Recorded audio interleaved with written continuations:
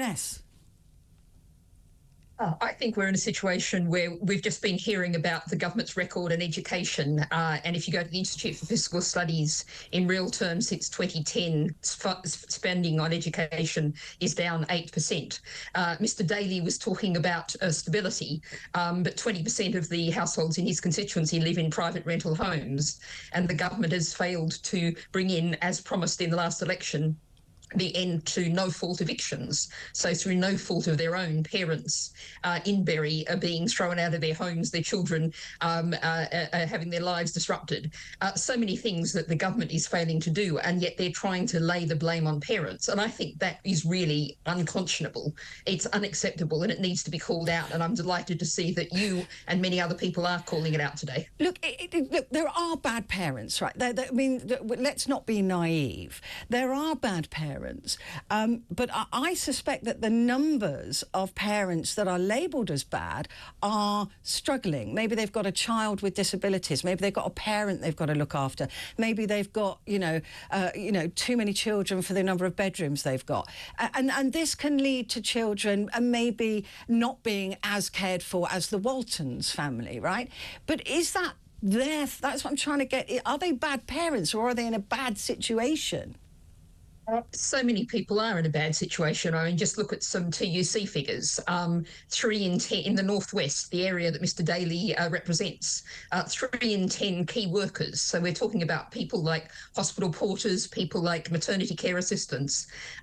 3 in 10 of their children are living in poverty. And what that means is they're not able to give their children the childhood that they'd want to, that every parent wants to. I was looking at some quotes. The End Child Poverty Coalition was talking to a 19-year-old. He was saying what it was like to grow up in poverty.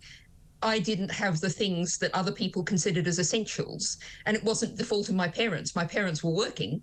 So many of in the northwest, in particular, this is an area that was supposed to be subjected to levelling up. You might recall when the government used to talk about that, levelling up.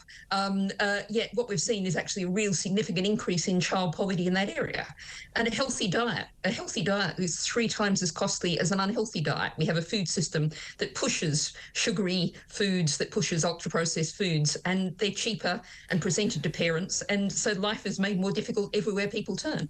But what do we do? I mean, this MP is saying that crap parents are behind struggling children.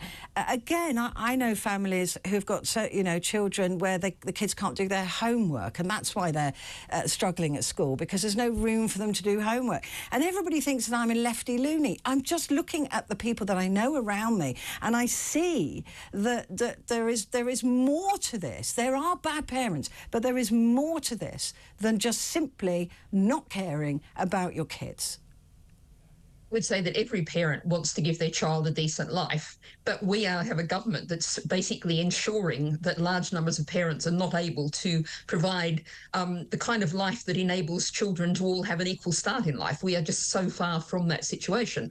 As you say, if there's nowhere to do your homework, if mum and dad are juggling 3 or 4 0-hours contracts jobs, and you're looking after the younger children, and you're all there in the kitchen and you're cooking dinner, and you can't do your homework, and then the teacher says the next morning, why haven't you done your homework?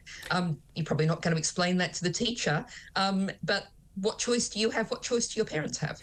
You've also got a situation where youth clubs and sporting facilities for young people have completely disappeared. I mean, in my area, around Shepherd's Bush, the kids have to pay quite a bit of money if they want to play football in a safe place. If you want to play tennis or anything that is healthy and good for them and keeps them away from trouble, is it time that we brought back youth centres? I know there's a cost to that, but the cost of not having that support for children who can't get that support from home is surely higher.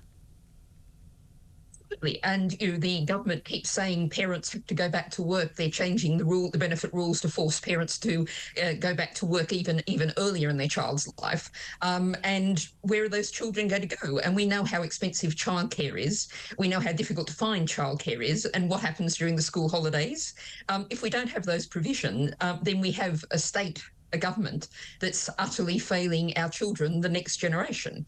And of course, we have a situation where about half of them will go on to university. They'll be laden down with a huge amount of student debt. The government is now actually putting student debt on people who don't even go to university to do vocational courses. We have a younger generation that really is being utterly failed by this government, by this society.